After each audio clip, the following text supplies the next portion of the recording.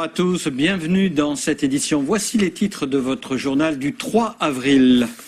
Retour dans ce journal sur un des deux cas de Covid-19 détectés hier. Il s'agit d'un ancien collaborateur de Sonia Backès, passé depuis le 22 mars à la cellule en charge de la lutte anti-coronavirus. Un plan de sauvetage de l'économie calédonienne. Le gouvernement a voté une délibération en ce sens cet après-midi et pour ne pas rajouter des difficultés économiques à la crise sanitaire actuelle. Une solution hydroalcoolique fabriquée localement, un industriel de Ducos avec plusieurs partenaires répond à la crise du Covid-19 et produit dès aujourd'hui 1 tonne de gel. La continuité pédagogique ou l'école à la maison, à l'île des Pins, un système de navettes a été mis en place pour s'échanger les devoirs à faire avant les vacances en confinement. Bonsoir, mais avant de développer ces titres, ces chiffres du jour communiqués par le gouvernement, au total 18 personnes sont infectées au Covid-19 en Calédonie depuis le début de la crise. Un patient est en réanimation, une personne est guérie et 1739 personnes en retour de voyage sont en quatorzaine à domicile ou dans un hôtel.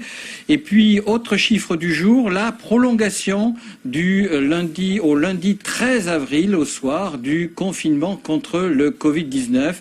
Une décision prise en concertation avec le Haut-Commissariat, le gouvernement, les provinces, le Congrès, le Sénat coutumier et le 16. Retour à présent sur un des deux cas de Covid-19 détectés hier. Il s'agit d'un ancien collaborateur de Sonia Backès, passé depuis le 22 mars dans la cellule en charge de la lutte anti-Covid-19. De son côté, la présidente de la province sud, testée négative hier, se voit contrainte au confinement.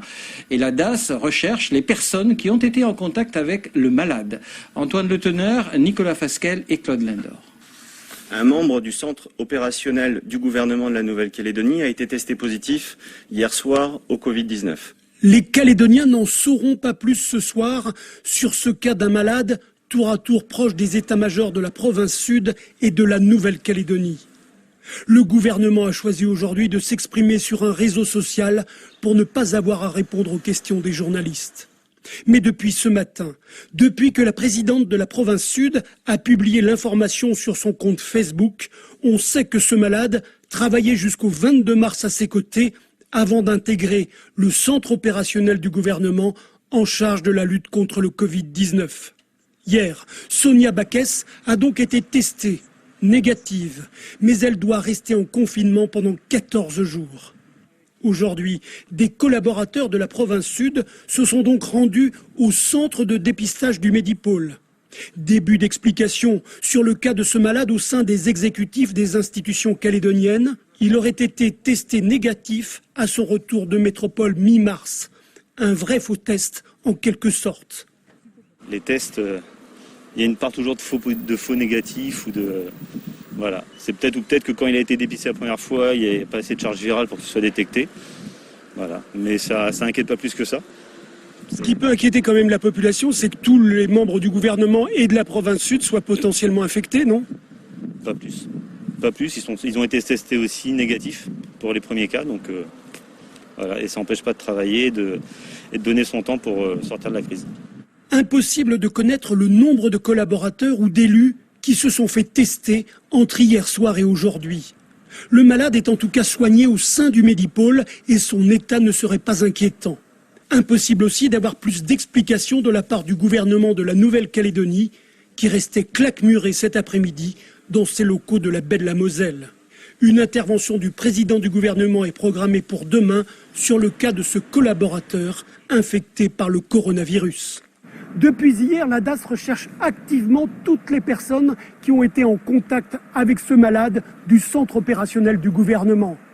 Des élus, des collaborateurs de la province sud comme de la Nouvelle-Calédonie qui seront, selon leur état de santé, dépistés et peut-être mis en confinement 14 jours. Une mesure obligatoire qui devrait avoir des conséquences sur la lutte sanitaire anti-Covid-19 au sein des plus hautes instances gouvernementales de notre pays. Autre temps fort de l'actualité, les mesures économiques pour faire face à la crise sanitaire. Plusieurs milliers de structures sont inquiètes pour leur survie. Cet après-midi, Christopher Gigès a annoncé des mesures très attendues par un secteur très impacté. Compte rendu et détails avec Laura Chintu. La première mesure évoquée par Christopher Gigès, c'est cette délibération votée ce matin en séance du gouvernement. Il s'agit du renforcement du dispositif de chômage partiel avec la création d'une allocation spécifique. Cette dernière prévoit d'indemniser à 100% les personnes au SMG et à 84% de leur salaire, celles qui touchent jusqu'à 4,5 fois le SMG. Cette délibération a été votée ce matin en séance du gouvernement et sera présentée au Congrès de la Nouvelle-Calédonie dans les prochains jours. Elle concernera en particulier les entreprises qui sont concernées par les fermetures d'autorités par les pouvoirs publics. Les situations d'entreprise du 19 mars, les bars, restaurants, boîtes de nuit qui ont été dans l'obligation de fermer leurs portes, mais également les sociétés qui ont été obligées de fermer dans le deuxième arrêté qui était prévu le 23 mars. Cette mesure concernera également les entreprises dont le chiffre d'affaires a baissé de 25% en mars par rapport à 2019 ou qui connaîtront une baisse de 50% pour les mois d'avril et mai. À noter que les entreprises dans ce cas pourront également bénéficier du report des cotisations sociales et fiscales. Autre problématique, celle des loyers, une charge souvent considérable pour les entreprises. Les sociétés ayant un chiffre d'affaires inférieur à 120 millions et des effectifs de moins de 10 salariés pourront se rapprocher de leurs agents immobiliers pour demander le décalage des échéances d'avril et mai. Un certain nombre d'autres mesures sont également prises sur les factures d'électricité, les factures d'eau, pour les personnes qui sont bénéficiaires et qui seront bénéficiaires des aides provinciales du Sud, du Nord et des îles. Les sociétés EEC et Enercal prévoiront un report des factures de mars, avril et mai pour ces personnes-là. Pour les personnes non éligibles au dispositif d'aide provinciale, un traitement au cas par cas est prévu. Toutes ces dispositions seront détaillées sur le site covid19.nc et sur le site du gouvernement. Enfin, Christopher Gigès demande aux entreprises calédoniennes dont l'activité persiste de faire preuve de solidarité en continuant à payer leurs charges et leurs impôts, permettant ainsi des rentrées fiscales et financières qui assurent le système de santé. Direction le Nord à présent, où la situation des entreprises calédoniennes est tout aussi alarmante. Malgré le soutien annoncé des collectivités, certaines d'entre elles vont fermer. 2 artisans de la zone VKP ont livré leurs inquiétudes à Gilbert Assawa et David Sigal. Voilà, il y a plein de pièces qui sont là, qui ont été achetées, et je ne peux pas réparer les voitures, donc je ne peux pas être payé. Donc ça aussi, c'est de l'argent dehors qui attendra à la fin de la crise. C'est le dernier véhicule dont s'occupe Fabien, un carrossier installé à la presqu'île de Pointe-Boute. Depuis le début du confinement, il ne peut plus se faire livrer de pièces de rechange depuis la capitale. Son garage est dans la liste des activités autorisées pourtant, mais ses clients ne peuvent venir le voir. Devant les pertes d'exploitation et les annonces de soutien de la part des pouvoirs publics, l'homme est dubitatif. Il faudrait débloquer un fonds de solidarité et je ne demande pas qu'on me rembourse ce que j'ai perdu. Je voudrais juste pouvoir être maintenu à flot pour redémarrer quand ça redémarrera, quoi. Parce que il y a toujours les charges qui tombent, il y a toujours les loyers. Et c'est pareil, quand on nous a dit les impôts, vous les payerez plus tard ou les charges plus tard. Mais les payer plus tard, c'est les payer quand même. Donc si on n'a pas d'argent pour les payer, ça revient exactement au même. À Temala, l'activité tourisme de Glen était en phase ascendante. Il a même trouvé un associé dans son entreprise. Depuis le début de la semaine, il a fait le tour des collectivités pour les aides promises au secteur. Il va lui falloir attendre la fin de la crise. On nous demande de nous rapprocher de nos organismes de crédit pour essayer de trouver des solutions pour décaler les échéances. Et sinon, la province Nord prévoit de venir en aide au niveau du RUAM. Mais du côté, on va dire, alimentaire, tout ce qui est vie courante, c'est à nous de trouver des solutions. Oui, province Nord, bonjour. De son côté, la province Nord a promis une aide de 130 millions de francs pacifiques et la prise en charge partielle des cotisations RUAM. Il faudra attendre la fin du confinement pour d'une part évaluer le montant du préjudice et d'autre part se concerter avec le territoire pour fixer le montant de l'aide en faveur de l'activité. Dans un premier temps, d'identifier les entreprises de la collectivité, notamment du territoire géographique de la province Nord, d'identifier leurs besoins. Et puis derrière ça, ça sera de réfléchir à mettre en place des mesures qui seront tout à fait adaptées. L'incertitude est totale pour l'ensemble du secteur économique et la prolongation de la période de confinement annonce déjà le pire pour les entreprises. Et pour être aidé sur ces questions économiques, notez ces 2 numéros de téléphone, le numéro vert gratuit 05 00 70 et le numéro de téléphone de la province Nord 47 71 66 47 71 66. On en vient à présent à la sortie des premières personnes placées en confinement strict en Calédonie. Après une quatorzaine, elles peuvent à nouveau circuler en respectant bien sûr les règles de confinement. 2 d'entre elles ont confié leurs premières impressions et leurs conseils à Caroline Antich-Martin et Gaëlle Detcheverry. Patricia n'aurait jamais cru prendre autant de plaisir à arpenter les allées de cet hypermarché. Pourtant, après 14 jours de confinement strict, cette première sortie fleure bon la liberté retrouvée. J'ai l'impression que je sais même plus quoi choisir. Mais voilà, ça fait une sortie, ça fait une petite distraction, c'est bien. À leur retour de métropole le 20 mars, Patricia et son mari ont été confinés pendant 5 jours dans un hôtel avant d'être autorisés à poursuivre leur quatorzaine à domicile. On acceptait tout à fait le fait qu'on présentait un danger pour la Calédonie du fait qu'on venait d'une zone hautement infectée. Et c'est pour ça qu'on nous a mis dans un hôtel. Mais c'est vrai que les premières 24 heures, on a eu du mal à accepter le truc. Mais bon, moi je me dis qu'on s'habitue à tout. François était à bord du même avion et a donc vécu la même expérience. Première sortie, son cabinet de gastro-entérologie, afin de préparer sa reprise du travail lundi.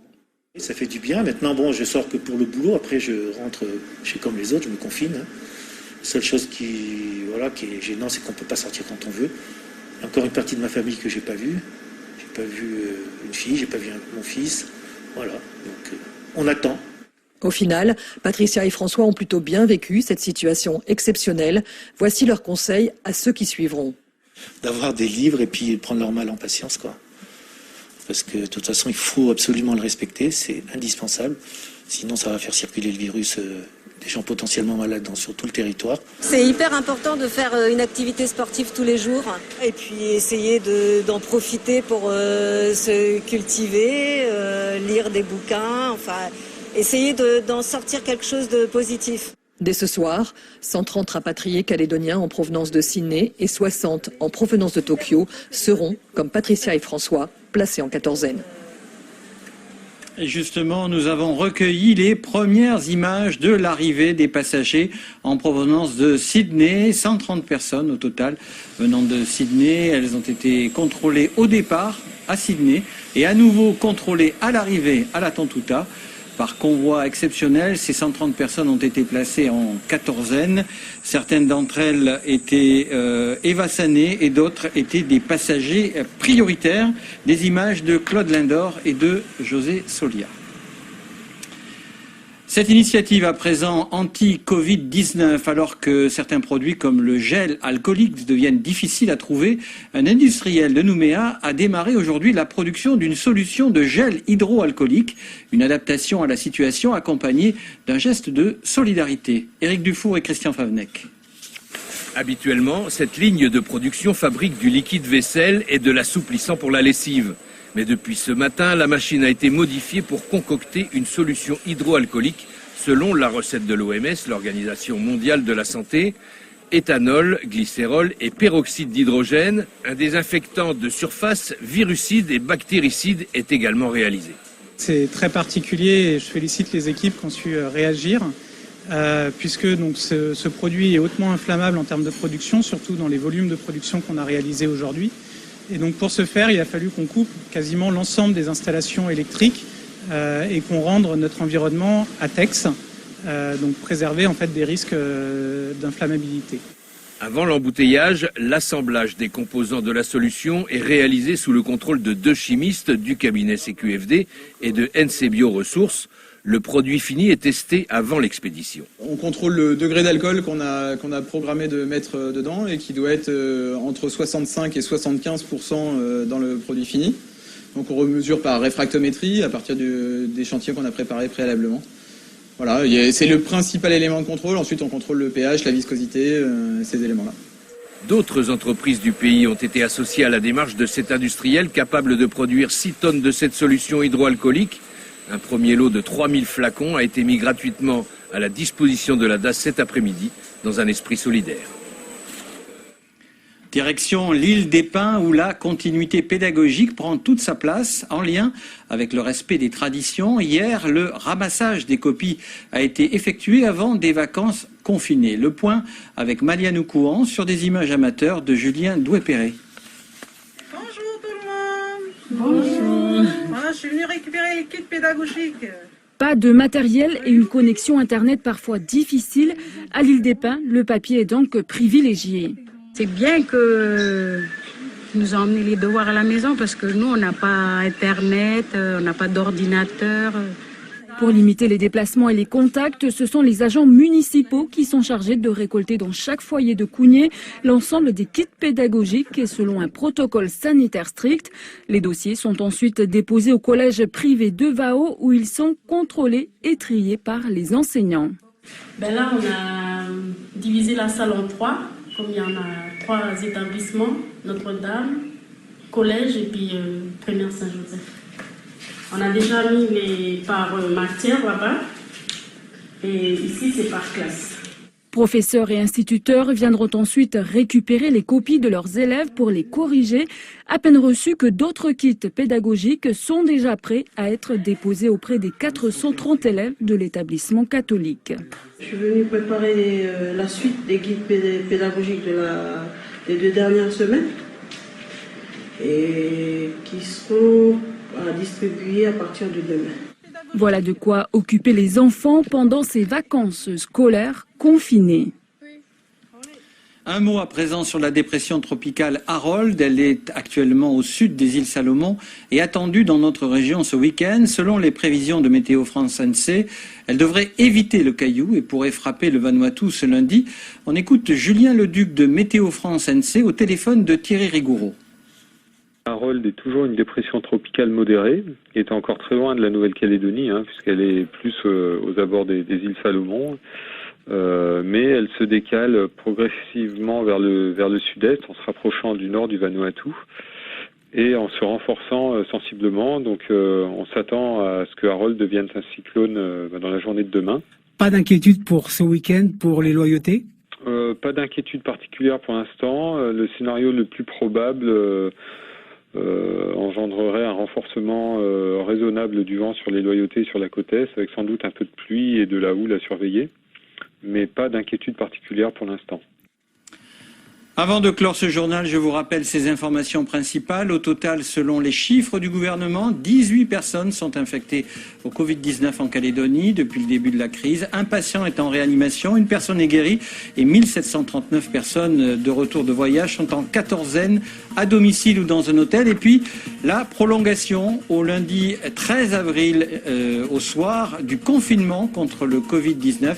Une décision prise en concertation avec le Haut Commissariat, le gouvernement, les provinces, le Congrès, le Sénat coutumier et le 16.